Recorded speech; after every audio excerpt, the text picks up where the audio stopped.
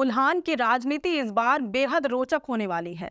Singhbhum Lok Sabha seat पर पहली बार दो महिला उम्मीदवारों के बीच मुकाबला देखने को मिलेगा।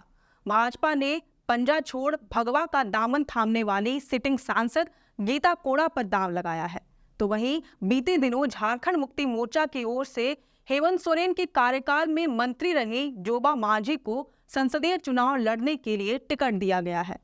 झामुमो के इस फैसले ने सबको चौंका दिया। तो आज हम अपने खास कार्यक्रम में सिंहभूम लोकसभा सीट के इतिहास, पार्टियों, उम्मीदवारों और चुनावी समीकरण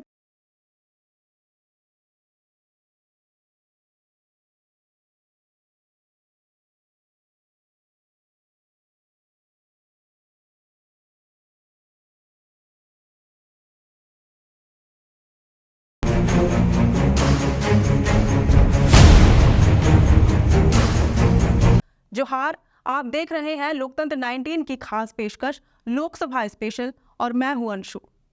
सिंहभूम लोकसभा सीट की बात करें तो यहां पहले चरण में ही 13 मई को मतदान होगा। इस लोकसभा क्षेत्र के अंतर्गत 6 विधानसभा सीटें आती हैं, जिनमें सरायकेला से मुख्यमंत्री चंपई सोरेन, चाईबासा से दीपक बिरुआ, मझगांव से नीरल पूर्ति, मनोहरपुर से जोबा मांझी और चक्रधरपुर से सुखराम उरांव झामुमो की टिकट पर विधायक हैं। वहीं मात्र एक सीट जगन्नाथपुर कांग्रेस के खाते में है। यहां से सोनाराम सिंह को विधायक हैं। कुल मिलाकर देखें तो 6 में से 5 सीट झामुमो और 1 सीट कांग्रेस के पास है, यानी सभी पर इंडिया गठबंधन का ही कब्जा है। भाजपा का यहाँ नामो निशान तक नहीं है। आदिवासी बहुलता वाले इस क्षेत्र में सभी विधानसभा सीटों के साथ साथ सिंहभूम लोकसभा सीट अनुसूचित जनजाति यानी कि एसटीज के लिए आरक्षित है। अब थोड़ा इतिहास खंगाले तो पता चलता है कि सिंहभूम लोकसभा क्षेत्र 1957 में अस्तित्व में आया था।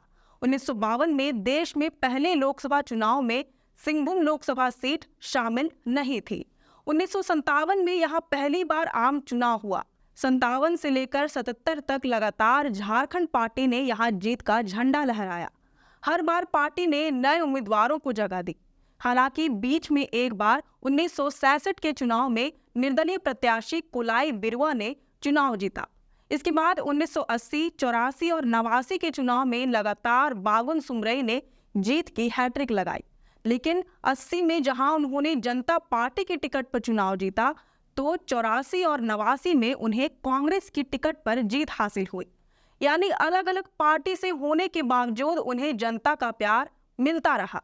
इस बीच अपनी परंपरागत सीट से झारखंड पार्टी का अस्तित्व पूरी तरह से मिट गया। 1977 तक चुनाव जीतने के बाद पार्टी फिर कभी टक्कर में रह भी नहीं पाई। अब वापस आते हैं 1989 में हुए चुनाव पर, जिसके बाद से सीट का समीकरण बिल्कुल बदल गया। किसी भी पार्टी को लगातार 2 बार मौका नहीं मिला। वहीं साल 1991 के चुनाव की बात करें तो झामुमो ने पहली और आखिरी बार जीत दर्ज की। गठबंधन की राजनीति में सिंहभूम सीट सहयोगी दलों के खाते में चले जाने की वजह से झामुमो लोकसभा सीट पर अपना उम्मीदवार खड़ा नहीं कर पाता था।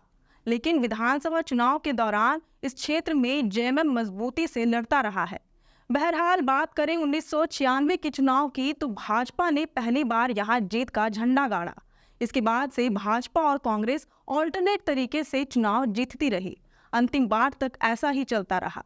इस बीच ये बताना जरूरी है कि साल 2009 के चुनाव में झारखंड के पूर्व मुख्यमंत्री मधु कोड़ा ने निर्दलीय चुनाव जीता।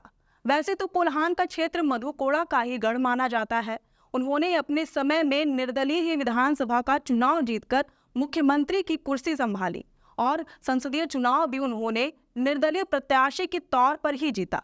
लेकिन उन पर जब भ्रष्टाचार के केस चलने लगे तो वह सक्रिय राजनीति से दूर होते चले गए। ऐसे में उन्होंने अपनी पत्नी गीता कोड़ा को चुनावी मैदान में उतारा। आखिरकार गीता कोड़ा 2014 के आम चुनाव के दौरान अपने पति की ही राह पर निर्दलीय ही रण क्षेत्र में उतरी, लेकिन वह लक्ष्मण गिलुआ के हाथों मात खा गई। उस दौरान मोदी लहर का भी प्रभाव खूब पड़ा था और शायद वह जनता के बीच अपनी पैठ जमा पाने में कामयाब नहीं हो पाई। लेकिन जब 2019 का चुनाव आया तो बाजी बिल्कुल पलट गई। इस बार गीता कोड़ा ने कांग्रेस की टिकट पर लक्ष्मण गिलुआ जैसे भाजपा का दिग्गज चेहरा और कोल्हान के लोकप्रिय आदिवासी नेता को हार का स्वाद चखा दिया। जबकि उस बार भी मोदी लहर का प्रभाव जबरदस्त था। उस बार झारखंड की 14 में से मात्र 2 ही लोकसभा सीट पर गैर भाजपाई सांसद थे। एक तो राजमहल सीट पर झामुमो से विजय हांसदा और दूसरा सिंहभूम सीट पर कांग्रेस की महिला उम्मीदवार गीता कोड़ा। ऐसे में उनकी छवि एक मजबूत राजनेत्री के तौर पर स्थापित हो गई, जिन्होंने मोदी के लहर में भी पंजे के बदौलत अपनी नैया पार लगाई।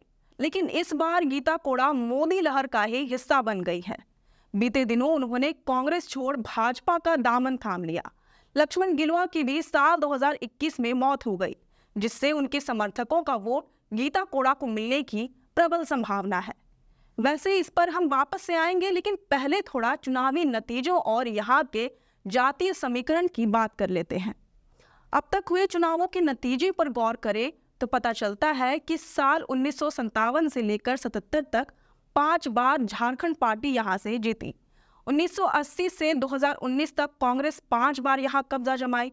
वहीं भाजपा को यहाँ मात्र 3 बार ही जीत नसीब हुई। इस सीट पर कभी एक पार्टी का प्रभाव नहीं रहा। हर चुनाव में अलग अलग पार्टियों को ऑल्टरनेट तरीके से प्रतिनिधित्व करने का मौका मिला। वहीं जातीय समीकरण को जानने के लिए ये जानना जरूरी है कि यह सीट सरायकेला खरसावां और पश्चिमी सिंहभूम जिले में फैली हुई है। एक आंकड़े के मुताबिक इस सीट पर एसटी की संख्या करीब 58% है। आदिवासियों में भी खासकर हो समुदाय की संख्या सबसे अधिक होने के कारण विधानसभा या लोकसभा दोनों ही चुनावों में इनके ये वोट निर्णायक साबित होते हैं। हो के अलावा उरांव, संथाल, महतो, प्रधान, गोप, गौड़ समेत जनजातियां भी इस क्षेत्र में बसर करती हैं। इस लिहाज से देखें तो इस सीट पर आदिवासी समाज का दबदबा है। इनके अलावा ईसाई और मुस्लिम वोटर्स की भूमिका भी अहम मानी जाती है। बताया जाता है कि ईसाई वोटर्स खासा सक्रिय रहते हैं। एसटीज के लिए सीट आरक्षित होने के कारण उम्मीदवार भी आदिवासी समुदाय से ही उतारे जाते हैं, लिहाजा आदिवासी मतदाताओं का वोट बिखर जाता है। कोल्हान क्षेत्र में हो समुदाय के बहुसंख्यक होने के कारण इस सीट पर अब तक हुए 16 बार के चुनाव में से 15 बार हो समुदाय के प्रतिनिधियों ने ही कब्जा जमाया, चाहे किसी भी पार्टी से हो। मसलन बागुन सुमरई, विजय सिंह सोय, चित्रसेन सिंह, लक्ष्मण गिलुआ, कोड़ा दंपत्ति इत्यादि। इस वजह से गीता कोड़ा भाजपा के लिए एक मजबूत उम्मीदवार है। गीता कोड़ा के पक्ष में सबसे बड़ी बात उनका हो जनजाति से होना है। ऐसे में भाजपा का मजबूत संगठन के साथ साथ कोड़ा दंपत्ति की लोकप्रियता गीता कोड़ा को मजबूती देती है। गीता कोड़ा को प्रत्याशी बनाकर भाजपा ने एक तीर से 2 शिकार किया है। सिंहभूम सीट के अंतर्गत आने वाली सरायकेला विधानसभा सीट से मुख्यमंत्री चंपई सोरेन विधायक हैं। इस नाते उनकी प्रतिष्ठा सिंहभूम लोकसभा सीट से जुड़ गई है। गीता कोड़ा की जीत से मुख्यमंत्री भाजपा सांसद के अंडर में आ जाएंगे। इसके साथ ही भाजपा के लिए विधानसभा चुनाव में भी कोल्हान में भगवा का झंडा फहराने का रास्ता कुछ आसान हो जाएगा। लेकिन गीता कोड़ा जितनी मजबूत प्रत्याशी दिख रही है, क्या वाकई में है? क्योंकि पिछले आम चुनाव के दौरान गीता कोड़ा कांग्रेस में थी, साथ ही झामुमो कांग्रेस गठबंधन का हिस्सा थी। तब गीता कोड़ा को शीर्ष तक पहुंचाने के लिए कांग्रेस ही नहीं बल्कि झामुमो के कार्यकर्ताओं ने भी एड़ी चोटी का जोर लगा दिया था। लेकिन इस बार ऐसा नहीं होगा। उनके भाजपा में शामिल होने से चुनावी हाल कुछ अलग ही है।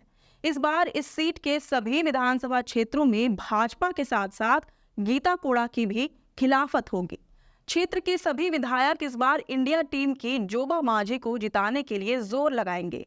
वहीं 1932 खतियान आधारित स्थानीय नीति को लेकर गीता कोड़ा ने विरोध किया था और इस बार के चुनाव में स्थानीय मुद्दा हावी रहेगा। इन सब वजहों से इस बार गीता कोड़ा की राहें मुश्किल नजर आ रही है।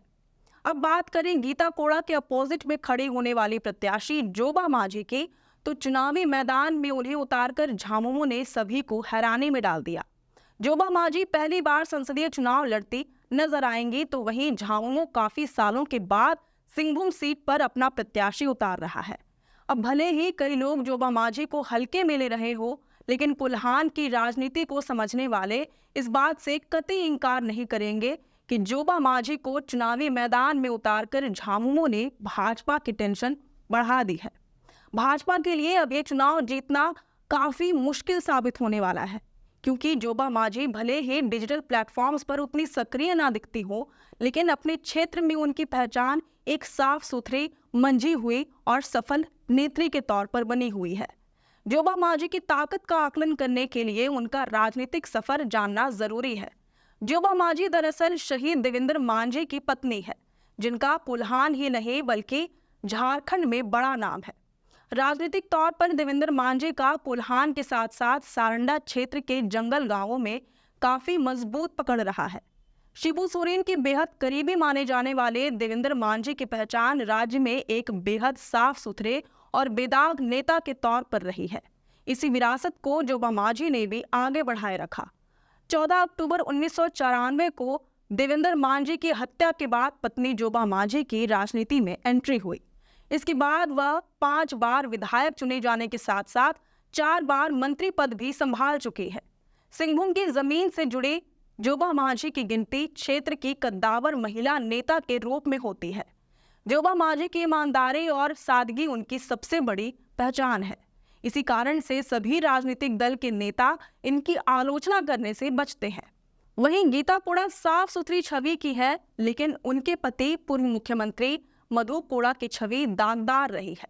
भ्रष्टाचार के आरोप में मधु कोड़ा जेल यात्रा भी कर चुके हैं। इन सब का फायदा जोबा मांझी को बखूबी मिल सकता है, लेकिन जोबा मांझी के नाम पर भी कहीं पेच फंसता नजर आता है। जोबा मांझी संथाल ट्राइब से आती है और हो समुदाय के लोग इस वजह से उनसे कुछ नाराज हैं। इस समाज के लोगों का मानना है कि सिंहभूम लोकसभा क्षेत्र में हो आदिवासियों की बहुलता है, इसलिए इंडिया गठबंधन को यहाँ किसी हो प्रत्याशी को ही उतारना चाहिए था। अब तक हुए 16 बार में से 15 बार के चुनावों में हो समुदाय से ही सांसद चुने गए। मात्र एक बार ही साल 1991 के आम चुनाव में कृष्णा मार्डी झामुमो की टिकट पर संथाल समाज से होने के बावजूद सांसद बने।